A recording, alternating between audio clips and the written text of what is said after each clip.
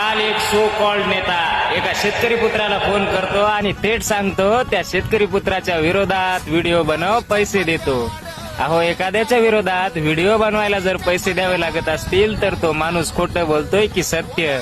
उत्तर एकच, सत्य बोलणाऱ्या आवाजाला थांबवण्यासाठीच लोक पळपळ करत असतात.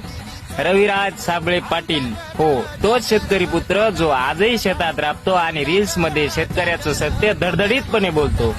नागपूर आंदोलनाबद्दल त्यांनी जे सांगितलं ते आरोप नव्हते, ते आपल्या शेतकरी भावंडावर झालेल्या अन्यायाचं सत्य होतं आणि हे सत्य काही लोकांना पचत नाहीये म्हणून दुसऱ्या शेतकरी क्रिएटर्सना फोन जात आहेत.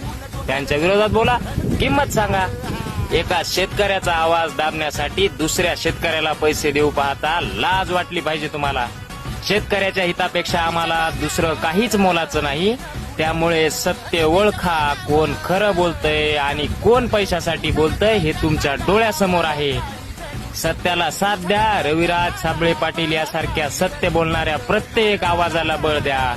आम्ही शेतकरी आहोत, मातीतून उठलोय. आम्हाला खरेदी करण्याची स्वप्नही बघू नका.